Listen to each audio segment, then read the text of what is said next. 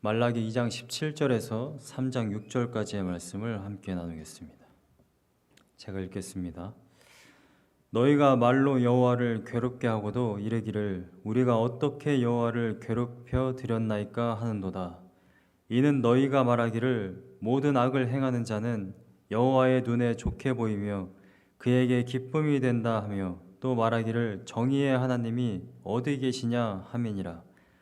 만군의 여호와가 이르노라. 보라, 내가 내 사자를 보내리니 그가 내 앞에서 길을 준비할 것이요 또 너희가 구하는 바 주가 갑자기 그의 성전에 임하시리니 곧 너희가 사모하는 바 언약의 사자가 임하실 것이라. 그가 임하시는 날을 누가 능히 당하며 그가 나타나는 때에 누가 능히 서리요. 그는 금을 연단하는 자의 불과 표백하는 자의 잿물과 같을 것이라. 그가 은을 연단하여 깨끗하게 하는 자 같이 앉아서 레위 자손을 깨끗하게 하되 은같이 그들을 연단하리니 그들이 공의로운 제물을 나 여호와께 바칠 것이라. 그때 유다와 예루살렘의 봉헌물이 옛날과 고대와 같이 나 여호와께 기쁨이 되려니와 내가 심판하러 너희에게 임할 것이라. 점치는 자에게와 간음하는 자에게와 거짓 맹세하는 자에게와 품꾼의 삭세 대하여 억울하게 하며 과부와 고아를 압제하며 나그네를 억울하게 하며 나를 경외하지 아니하는 자들에게 속히 증언하리라. 만군의 여호와가 말하였느니라. 나 여호와는 변하지 아니하나니 그러므로 야곱의 자손들아 너희가 소멸되지 아니하느니라. 아멘. 제가 학창 시절에 보면서 공부하며 보고 자란 세계 지도입니다. 우리나라 사람들은 대부분 이런 지도를 보고 자랐어요. 대한민국에서 이렇게 공부를 하며 자란 사람들은, 미국에 오신 지 오래되신 분들은 혹시 어떤 분들은 이 지도가 생소할 수도 있습니다. 왜냐하면 이거는 우리나라에서 우리나라 사람들을 교육하려고 만든 세계 지도거든요. 보시면 태평양이 정중앙에 있는 것 같지만 대한민국을 중심으로 저렇게 해놓은 겁니다. 그 대한민국을 중심으로 동쪽에 북아메리카가 있죠, 미국이. 그 다음에 서쪽에 유럽이 있습니다. 아프리카가 있고요. 그래서 저는 어렸을 때 그런 생각을 했어요. 왜 우리나라를 자꾸 극동아시아라고 하지? 내가 세계 지도를 보면 정중앙에 있고 극동은 미국인데 왜 자꾸 우리들을 극동아시아라고 하느냐? 저는 그렇게 생각을 했어요. 세계의 중심이 대한민국이라고 생각했거든요. 이건 미국 지도입니다. 미국이 정 가운데 있죠? 밑에 남미가 있고요. 이거는 호주에서 맥아서라는 사람이 호주를 중심으로 세계 지도를 그린 건데 표준적인 것은 아니지만 호주 사람들이 많이 또 보는 그러한 세계 지도입니다. 거꾸로 되어 있습니다. 남반구와 북반구가 완전히 거꾸로 되어 있고 위에 정중앙에 호주가 있습니다. 우리가 보기에는 되게 이상한 지도지만 호주 사람들은 자기 중심적으로 이렇게 그려본 거예요. 이거는 프랑스 지도입니다. 밑에 보면 레몬드라고 되어 있죠. 프랑스어로 이렇게 읽는지는 잘 모르겠습니다만 프랑스 중심이 되어 있기 때문에 유럽이 지금 정중앙에 있습니다. 그리고 오른쪽에 보면 러시아, 중국이 있고요. 왼쪽을 보면 이제 미국이 있습니다. 세계 지도가 이렇게 되어 있다는 것입니다. 제가 세계 지도를 왜 보여드리냐면 세계 지도를 보는 이 관점을 우리가 보통 세계관이라고 합니다. 여러분, 세계관이 우리가 모든 것을 행동하는 것, 우리가 가치를 두는 것에 가장 중심에 있는 것을 세계관이라고 합니다. 세계관이 가장 중심부에 있고요. 그 바깥에 가치 체계가 있습니다. 내가 세계를 어떻게 보느냐에 따라서 무엇이 가장 가치가 있느냐 결정이 된다는 거예요.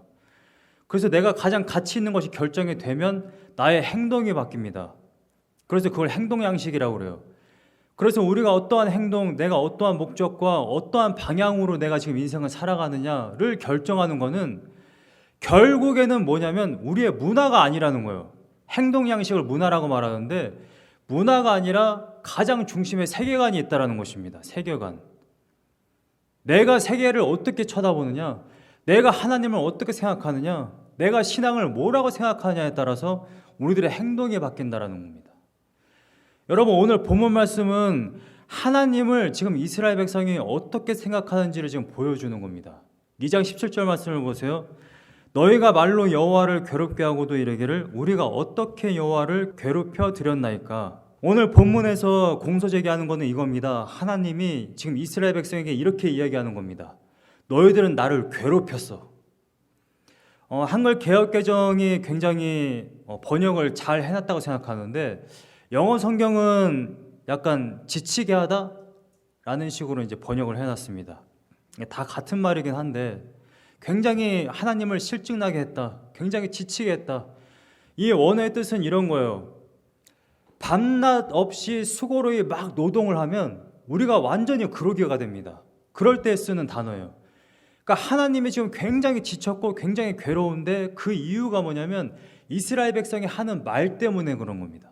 그럼 이스라엘 백성이 어떠한 말을 했느냐?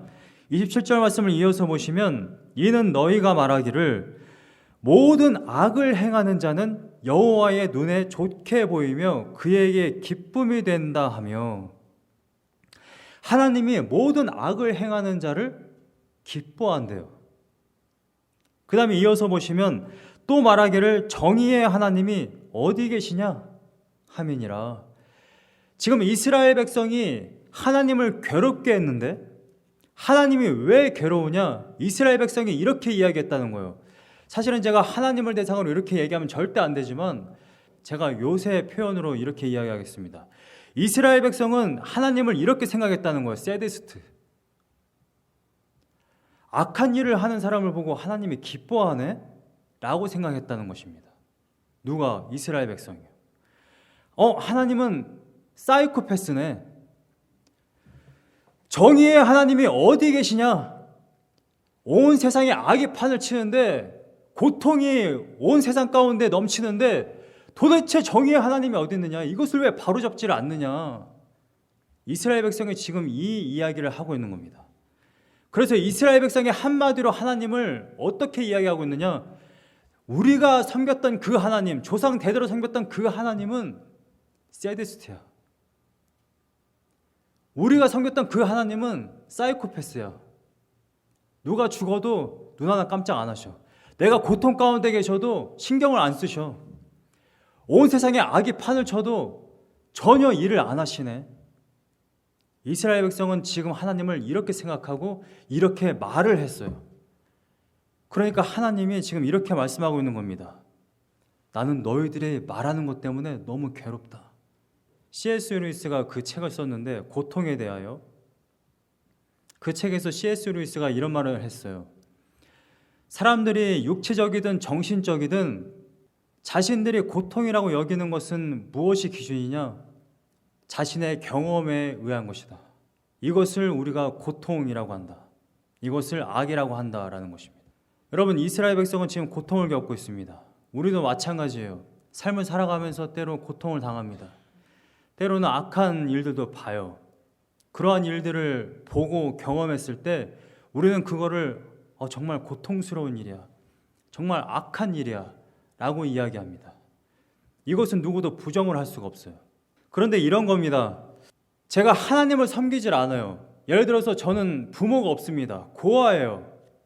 고아인데 고아라서 고아원에 살면서 다른 힘 있는 친구들한테 괴롭힘을 당하고 가난하고 옷을 맨날 후줄근하게 입고 먹고 싶은 거 못 먹으면, 부모가 없는 상태면 그게 큰 문제가 되지 않습니다. 그냥 괴롭다, 그냥 힘들다, 이렇게 이야기합니다. 그런데 부모가 있음에도 불구하고 내가 힘든 일이 있을 때 부모가 날 지켜줄 수가 없어. 혹은 오히려 부모가 날 더 힘들게 해. 여러분, 이게 문제가 되는 거예요. 이게.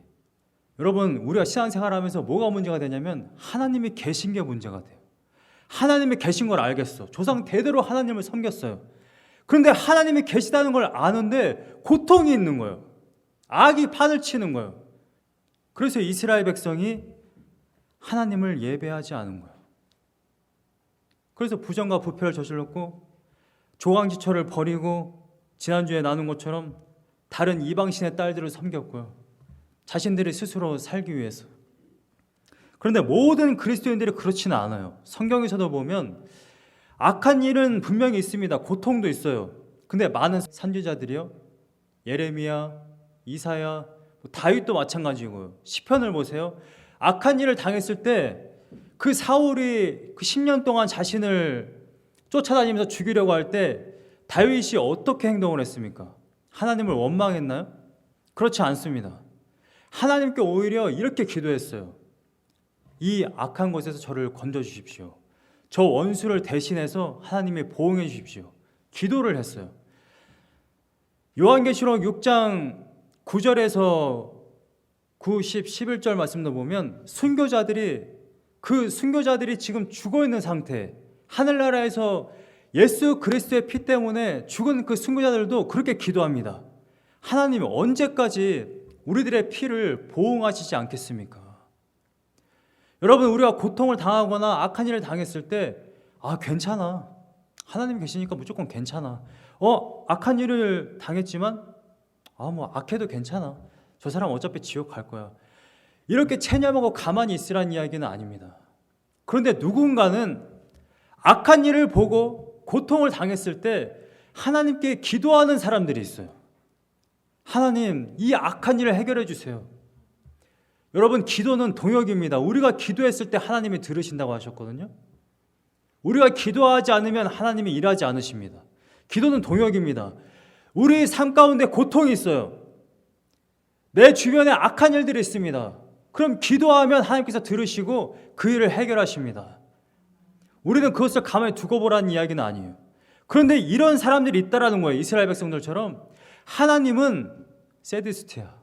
하나님은 사이코패스야.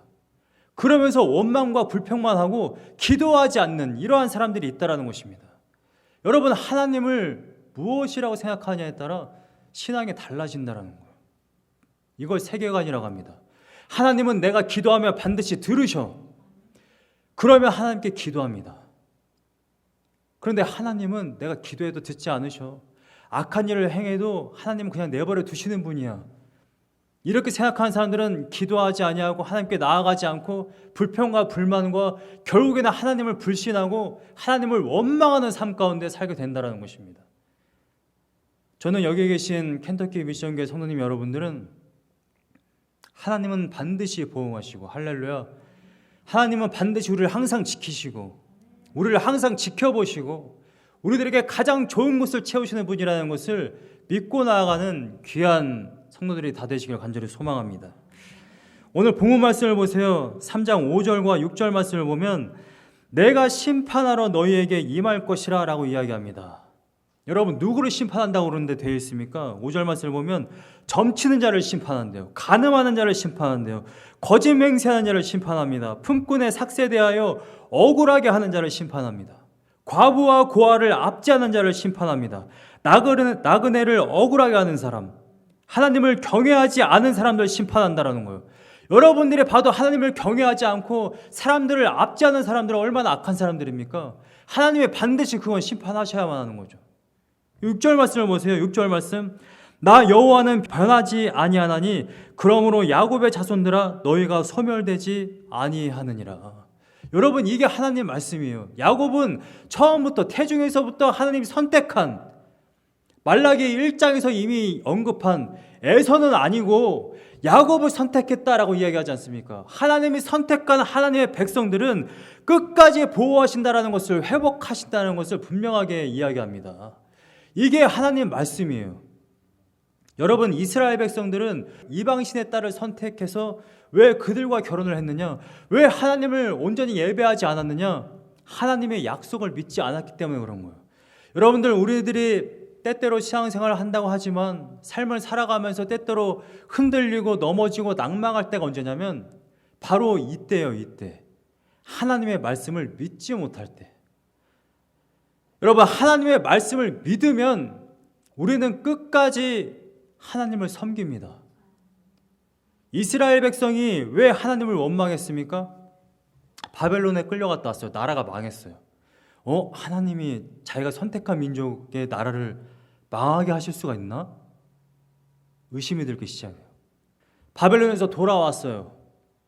포로 귀환했지만 16년 동안 경제가 너무나도 힘들었어요.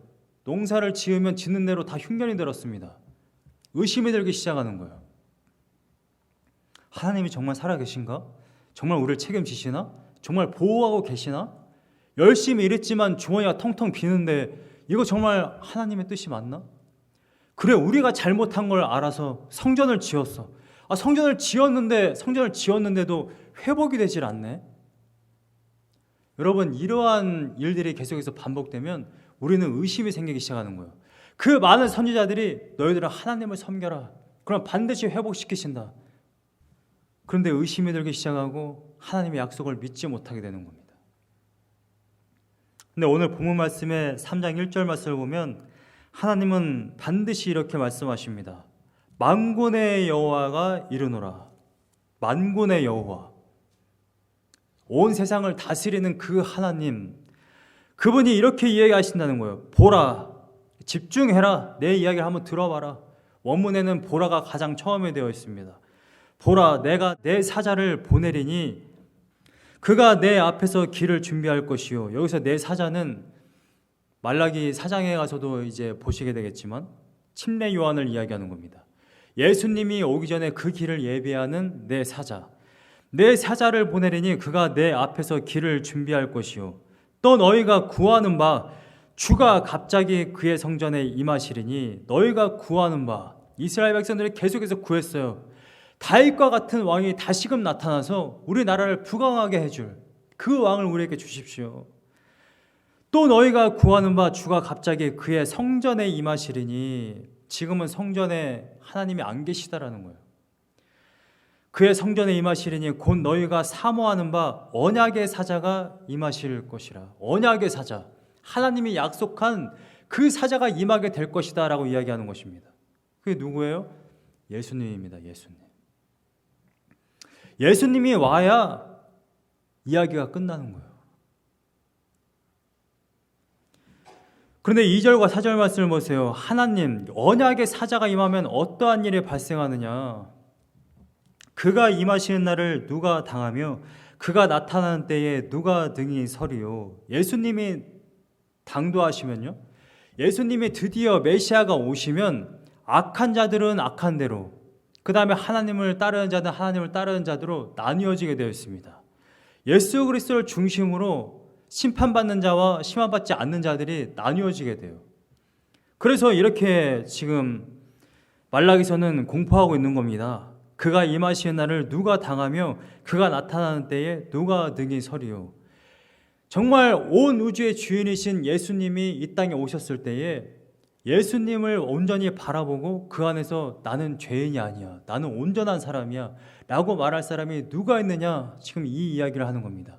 누가 등이 예수 그리스도 앞에 서겠느냐? 예수 그리스도가 십자가를 지시는 그 순간에 모든 인류가 알게 됐어요. 나는 내가 바로 저 십자가에 달려야 할 죄인이구나. 그래서 예수님이 이 땅에 오시는 날 모든 인류가 예수 그리스도의 그 십자가를 보는 순간에 도저히 서 있을 수가 없다라는 것입니다. 나는 정말 죄인 중에 괴수구나. 엎드려질 수밖에 없다라는 것입니다. 여러분, 이스라엘 백성이 하나님은 왜 우리들의 고통과 악을 해결하지 않으시고 왜 저것들을 다 그냥 내버려 두시는가 하면서 여호와를 괴롭게 했어요, 말로써. 근데 사실은 누가 잘못을 하고 있어요? 이스라엘 백성이 하나님을 온전히 섬기지 않은 까닭에 나라가 망했고 흉년이 들었고 지금 성전 가운데서도 회복이 안 일어나고 있지 않습니까? 온전히 하나님께 예배를 드리지 않았잖아요. 근데 이들은 예수님이 오면 드디어 알게 된다는 것입니다. 우리가 온전히 하나님을 섬기지 않았구나. 그래서 2절을 이어서 보시면 이렇게 되어 있습니다. 그는 금을 연단하는 자의 불과, 금을 추출하는 데는 뜨거운 불로 금을 추출하는 거죠. 금을 우리가 이 땅에서 금을 캐게 되면 그 금을 가지고 이것은 참 값어치가 있어, 이걸 들고 다니면 내가 귀하게 되고 이것을 팔면 부자가 될 거야 라고 생각하는 사람들은 아마 아무도 없을 겁니다. 이걸 연단해서 순금으로 만들어서 추출을 해야 그것이 금으로서의 값어치가 있는 겁니다. 그래서 지금 하나님 말씀은 그렇게 이야기하고 있는 거예요. 그는 금을 연단하는 자의 불과 표백하는 자의 잿물과 같을 것이라. 금을 연단하고 그 다음에 표백하는 자처럼 요새 표현으로 그런 거죠. 세제로 옷을 온전히 빨아서 깨끗하게 되어야 진짜 값어치가 있게 되는 겁니다. 여러분, 그거 자체는 금이 맞아요. 야곱은 야곱이에요. 그런데 야곱이 정말 하나님 앞에 값어치 있는 효용 가치가 있는 자가 되려면 어떻게 되어야 되느냐? 연단을 받아야 된다는 것입니다. 여러분, 예수 그리스도가 십자가 달리시는 바로 그날에 우리가 그것을 보고 내가 바로 죄인이구나라는 것을 깨달았어요. 그래서 우리는 구원을 받습니다. 그건 맞아요. 그런데 우리가 죄인이라는 것을 깨달았다고 해서 우리가 이 세상 살아가면서 값어치 있는 삶을 살아가는 건 아니에요. 여러분들이 예수 그리스도가 나를 대신해서 돌아가셨어. 그래도 나는 여전히 죄 가운데 살면 죽으면 구원 받습니다. 저는 성경의 교리가 그걸 이야기한다고 믿어요. 그런데 값어치는 없어요. 그거는 부끄러운 구원입니다. 성경이 그걸 이야기하고 있습니다. 기독교 신앙은 예수 그리스도 영접한 시간에 구원을 받습니다. 구원을 받지만 고린도전서 5장에서 말하고 있는 것처럼 부끄러운 구원이 있어요. 여러분, 우리가 살아가는 동안 내가 금은 맞지만, 내가 오늘 입었던 옷은 맞지만 이것을 빨지 않으면 더러운 가운데 있는 거예요. 부끄러운 거예요. 금은 금인데 효용 가치는 없는 금인 거예요. 그래서 하나님이 언약의 사자 예수 그리스도를 보내서 말씀을 통해 언약의 사자라는 것은 말씀이라는 뜻입니다. 말씀. 여러분들을 어떻게 정결케 합니까? 여러분들을 어떻게 해야 깨끗하게 되겠습니까? 여러분들이 칙례를 받으면 깨끗해집니까? 예수 그리스도를 영접해서 십자가를 받은 순간에 여러분들의 신분은 바뀌었으나 여러분들의 여전의 죄의 습성은 바뀌질 않아요. 그래서 그것을 어떻게 연단하느냐? 여러분들 안에 있는 성령이 온전히 일하시려면 연단을 받아야 돼요. 하나님의 자녀에게 주는 것은 연단입니다. 연단이고 시험이라고 이야기해요. 3절 말씀에 그가 은을 연단하여 깨끗하게 하는 자 같이 앉아서 레위 자손을 깨끗하게 하되 금은같이 그들을 연단하리니 그들이 공의로운 제물을 나 여호와께 바칠 것이라. 4절 말씀에 그때에 유다와 예루살렘의 봉헌물이 옛날과 고대와 같이 나 여호와께 기쁨이 되려니와. 여러분, 예수 그리스도를 통해 언약의 사자를 통해 우리가 말씀이 계속해서 들어와서 우리들의 더러운 것이 씻겨져 나가면 하나님 앞에 기쁨이 되는 것입니다. 여러분, 예수 그리스도의 피로 여러분들이 구원을 받았으나 여러분들이 이 세상 살아가는 동안 하나님께 영광 돌리지 못하고 여전히 죄 가운데 살다가 죽으면 여러분들의 살아날 동안 결코 하나님께 기쁨이 되지 못한다는 거예요. 오늘 본문 말씀에 2장 17절 말씀에는 여호와를 괴롭게 했다라고 되어 있습니다. 이스라엘 백성들이 여호와를 괴롭게 했어요. 그런데 3장 4절 말씀은 그것이 완전히 바뀌죠. 여호와께 기쁨이 된다라는 것입니다. 여러분, 하나님께 어떻게 여호와께 기쁨이 된대요? 언약의 사자가 이 땅에 오시면, 언약의 사자가 이 땅에 오셔서 하나님의 말씀으로 여러분들을 연단하면 여러분들의 하나님께 기쁨이 된다는 것입니다. 하나님을 괴롭게 하는 자가 되느냐, 여호와께 기쁨이 되는 자가 되느냐. 저는 우리 성도님들 모두가 하나님께 기쁨이 되는 귀한 성도님들이 되시기를 간절히 소망합니다. 때때로 우리가 힘든 일을 당할 때 하나님을 원망할 때가 있습니다. 하나님께 기도하는 게 아니라 하나님을 원망할 때, 도대체 하나님이 왜 이렇게 하시지? 왜 우리에게 고통을 주시지? 왜 우리에게 이러한 악을 관용하시지? 하나님은 악을 관용하는 게 아니에요. 하나님은 언약의 사자를 보내서 반드시 심판하는 때가 온다라는 것을 약속으로 분명하게 말씀하십니다. 하나님의 고통, 여러분들의 고통을 그냥 두고 보시는 적이 없으세요. 하나님은 여러분들의 고통을 너무나도 잘 알고 있기 때문에 그 모든 고통을 몸소 체험하신 겁니다. 십자가에서 우리들의 고난을 대신 받으셨잖아요. 우리가 그것을 알고 우리가 신앙생활을 해야 하는 것이 마땅한 것입니다. 히브리서 11장 6절 말씀에 이렇게 기록되어 있습니다. 믿음이 없이는 하나님을 기쁘시게 못하나니 그가 계신 것과 상 주시는 이이심을 믿어야 할지니라. 여러분, 우리에게 믿음이 없으면, 하나님의 약속의 말씀을 믿지 못하면 우리는 끊임없이 하나님께 불평과 불만과 원망과 하나님을 환멸하고 결국에 하나님을 모독하게 됩니다. 그런데 우리에게 믿음이 있으면 오히려 그 반대가 됩니다.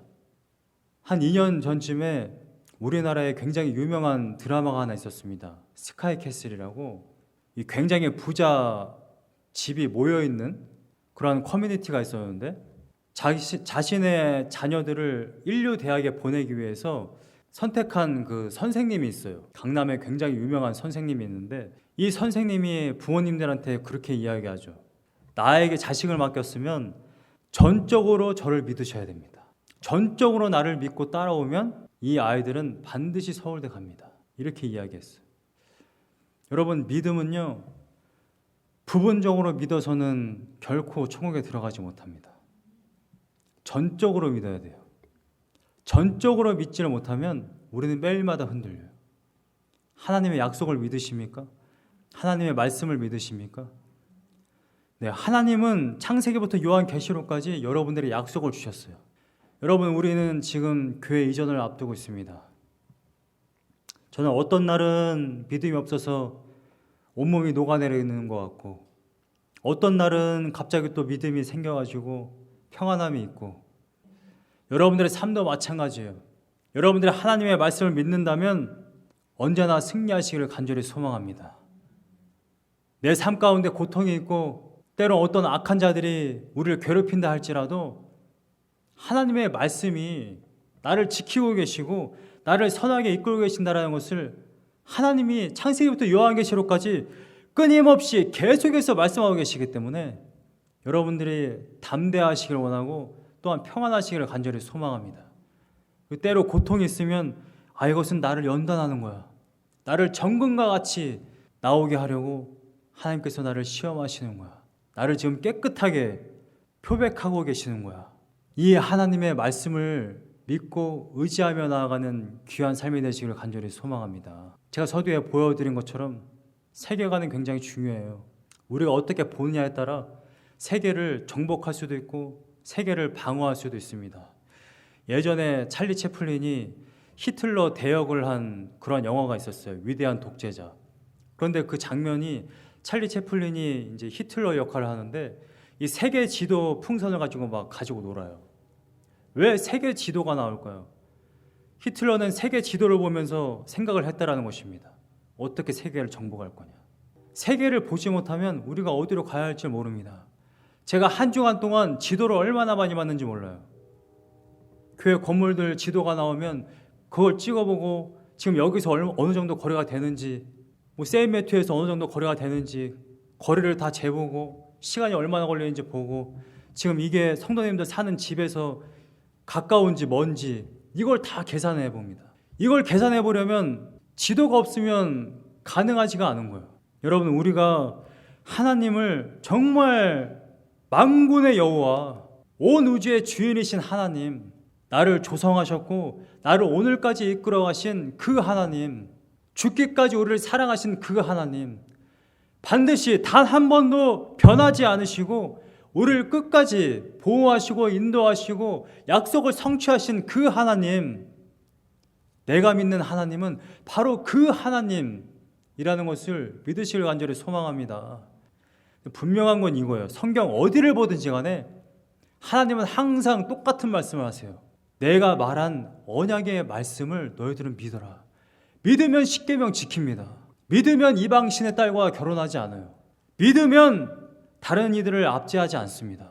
믿으면 십자가의 희생을 해요. 믿으면 나를 부인하고 내 십자가를 지고 예수 그리스도를 따릅니다. 믿지 못하기 때문에 우리가 제자도가 없는 거예요. 여러분, 하나님의 말씀이 여러분들 안에 충만하길 원합니다. 언약의 사자 예수 그리스도가 곧 말씀이십니다. 로고스, 그분은 말씀이세요. 말씀이 여러분들 안에 충만해서 정말 이 말씀이 여러분들의 삶을 사로잡아 여러분들을 저 천국으로 인도하는 귀한 은혜가 있으시기를 간절히 소망합니다. 나의 마음 주의 성전이 되어 영원한 주의 말씀을 향해